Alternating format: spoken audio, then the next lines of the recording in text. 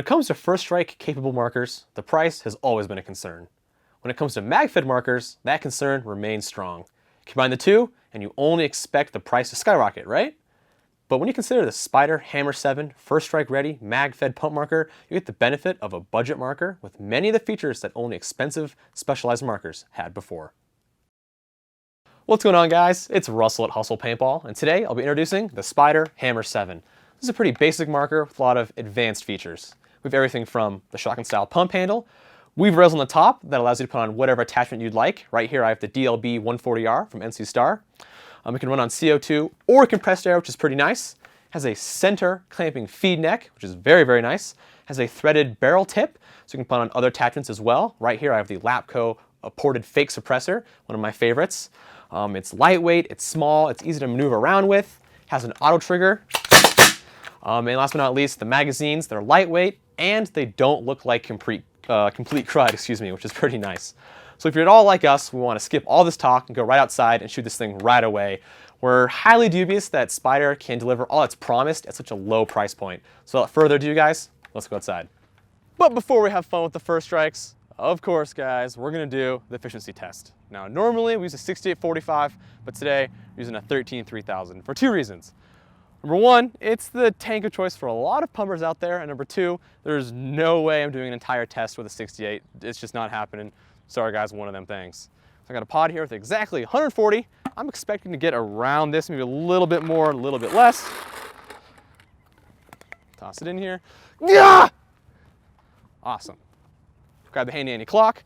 Now I'm gonna stop the test when the gun either starts venting every shot or when the shots are really low, like, you know, we're saying like 200s here, 230s, give or take. So without further ado, turn this thing on, pump it, and let's see what we're shooting at today. 264, 275, and don't worry, there's no way I'm hitting that train. 280, we'll do two more. 291, oh, it's going up. 280, all right, cool. Without further ado, let's do it.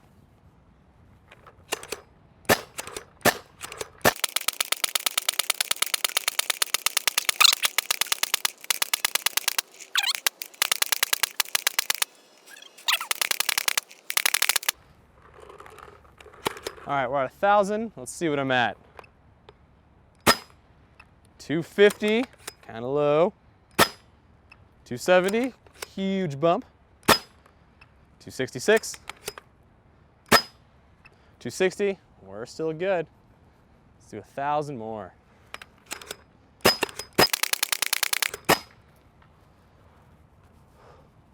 Whew, man.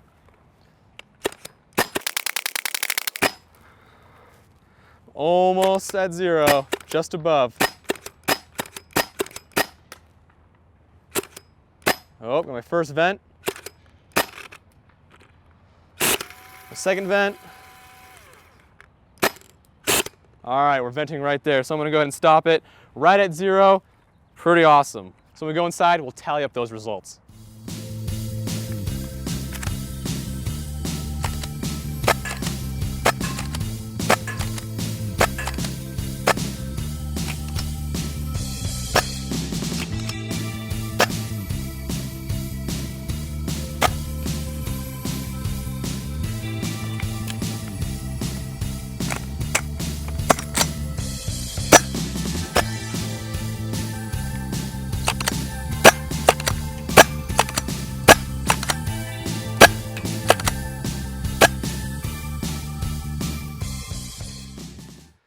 So over the past few days of me shooting the Hammer 7, there's a bunch of stuff I found out that I really liked about it and a bunch of stuff I don't really like about it. So we'll start from front to back. There's the AR-15 style muzzle brake.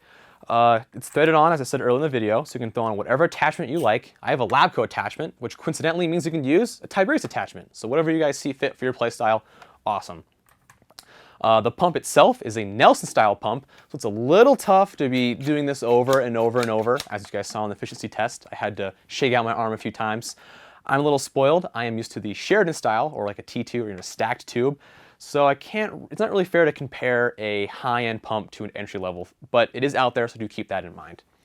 Moving down the marker, to swap barrels, or not really swap barrels, to swap from the magfed to the hopper fed, you have to actually take out this top weaver piece, and then you'll be able to actually twist the barrel 180 degrees. So it's really not on the fly changing, but it's definitely easy to do in between games. It'll take you a matter of 30 seconds to a minute. So again, not on the fly, but pretty dang quick. So again, something to keep in mind. The weaver rails, they give you just enough room for a really big attachment or maybe 2 attachments, which is pretty nice. I didn't really use my space probably best I could, but if I move this back, I can maybe put a laser on there, or again, whatever you guys see fit to your play style, like maybe an offset, 45 degree and something on there, whatever you'd like. Now the feed neck. Yes, it's a clamping feed neck, which is extremely badass, but, and as you guys can see right here, they used Phillips head, not an Allen, and it's a serious pain in the ass to actually get this thing on or off because I can't get my screwdriver to bite the Phillips head, and it's just so frustrating. Granted, yeah, you can do it in a few minutes, but it's something that should have been like a minute job. It turns into like a 3-minute job or a 5-minute job. Hey, maybe I'm a Sally, who knows, you guys make fun of me in the comments, whatever. It's just something that really peeved me. Moving down the gun, the magazines. They're very easy to slide out, which is pretty nice. The touch of the button, the mag release, they slide right out. When it gets cold out, they might stick a little bit. Not a big deal. Just use your 2 fingers to pull them out. Very, very easy. But do keep in mind, and I had a lot of trouble over the past couple of days. Again, I might just be bad at this, but putting them in, they don't like to slide in right away. You got to sweet spot it. So maybe go a little slow and then slide it in, because if you go too fast, your paint that's on top of the mag will smash in and you'll have a sad day and broken paint everywhere. So don't rush it, even though you'll feel totally awesome, totally operator throwing that mag in. Just maybe slow down a little bit and be a little cautious. The Hammer 7 does have a safety. The safety on a pump, kind of silly, but I totally understand why it's there. And last but not least, I thought this was pretty cool. On the bottom of the Hammer 7, they actually allow you to do like a bottom line, an ASA if you'd like. You can run a line right in the back of the Hammer 7. So it's a nice change of pace for all the guys out there that like that style. I thought that was pretty cool of Spyder to throw that in. I'm gonna go over some quick how-tos and easy maintenance for you guys. And just in case, if you do get lost at home or at the field, look at that, they gave you a manual. It's not the best manual out there, but it's actually pretty decent for what it is. And at the very end, right before it goes to French, look at that, a full-on exploded view with all the parts. So very cool, A+ in my book. We'll get that out of here. First things first, if you guys want to swap over from magfed to hopper-fed, all you got to do is grab your 2.5mm Allen, and yes, I did say millimeter, you are using metric. There's this little gold Allen head, and hopefully this is in the shot for you guys right there. Simply loosen this up. You don't have to take it out all the way. We'll say that's about good. And all you do is have to twist your barrel as a whole, and right there, hopefully you guys can see that. That's the mechanism that allows you to shoot from hopper to magfed. So very cool. Go ahead, tighten this thing back up. Not certainly like on the fly, but pretty fast. You can easily do it between games, or even really in a game if you busted out the Allen. So we'll go ahead and remove the barrel here, excuse me. Get rid of the mag. As you guys know, I like to get some of this stuff out of my way when working. We're gonna grab our 3mm Allen and basically loosen up I won't say armature pins, but the pins that hold the pump handle, really. There'll be 2 of them, obviously, 1 on each side. This will help you get to your bolt a little bit easier. Actually really take out the whole bolt assembly. Cool, and then your pump handle will slide right off. Don't lose the spring, so make sure that you put that off to the side somewhere where you don't lose it. For the purpose of this video, these 2 grip frame screws, the one in the rear and the one on the front, have already been loosened. But we'll grab our 3mm again, kind of get those out. Now the rear one, this is kind of the more important one. This is actually what holds the whole bolt assembly in. So keep your finger on kind of the CO2 cap or your HPA cap, or where you thread it in, the basic ASA. Keep your finger pushed down there, because once you let go of this, it's going to want to fly out. I have my finger loose. Awesome, see that? There it is. We'll split our grip frame from our body. There it is, there's a grip frame. Pretty basic, pretty simple, nothing crazy. Allow us to take out the entire assembly. And that's it, guys. That's really the heart of your Hammer 7. As you guys can see, there's really no O-rings. That's just all metal parts. So really what you're going to do is, if you would like, maybe oil it up a little bit, kind of near the sear and the sear spring and the bolt itself, because those are the parts that are going to be moving constantly, or moving every time you actually shoot the gun. Other than that, I mean, this gun's pretty basic, kind of a workhorse for what it is. You don't really need to give this that much TLC all the time. And while we're here, because this is inside your gun, if you ever want to adjust your velocity, get your velocity tool pretty long, because it is Nelson style. This is sticking down your barrel. You're going to hit the Allen that's right in there, and that is what allows you to turn this, and that's what allows you guys to adjust your velocity. So that's how you do it, if you were wondering. And that's it, guys. Go ahead and do this in reverse order, put it back together, and you're good to go. Alrighty, guys, there it is, the Hammer 7 from Spyder. Like I said in the beginning of the video, very basic marker with a lot of advanced features. Now, there was one thing I did not mention when I went over the things I liked and did not like. The magazines, you can actually put your standard 68s and first strikes in here at the same time. Check this out. Right here, I have the 9-round straight mag, and it starts out at the top with a standard 68 caliber, then a first strike, then a standard, then a first strike, then a standard. I found out that it likes shooting the standards first, but that's just me. Let's go ahead and shoot it. Standard, first strike, standard, first strike.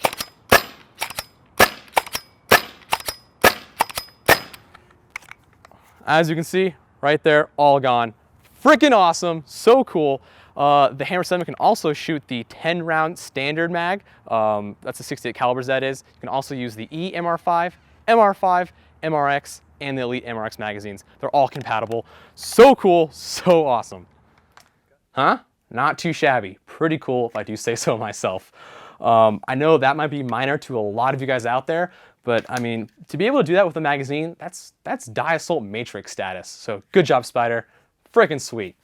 All in all, for what you pay, the Hammer 7 really impressed me. I was very excited for this marker to come out, and I finally was able to do the review, and I'm still very impressed. There's a lot more pros than cons. You know, a lot more wins than chafes. Yeah, the feed neck thing, it really annoys me, and the whole having to use metric Allen instead of standards, you know, one of those things, not a huge deal, just kind of annoys me. But for what you can do to it, I mean, I made this thing look really badass. It's really hard not to watch myself in the monitor with this gun. It's just a really solid pickup for the amount of money. So if you're at home right now on the computer, or maybe on your mobile device, thinking, I don't really know, is it worth my time, worth my money? Well, think about this. If you're on the fence about pump play, consider this. It's just over $100. If you're on the fence about magfed play, well, consider this. It's just over $100. And if you're on the fence about first strike play, well, consider this. It's just over $100. You can't go wrong, guys. So of course, you can buy the Hammer 7, this DLB 140R, the Lapco ported fake suppressor, anything you saw in this video, you can of course buy it at hustlepaintball.com. If you have any questions, comments, concerns, or future video ideas, shoot us an email at videos@hustlepaintball.com. Be sure to read our blogs, guys, like us on Facebook, follow us on Twitter, and of course, guys, join pbriot.com. You can talk to myself about the Hammer 7, or maybe start a thread and see what other people have to say about this gun. That's it, guys. Have a good one.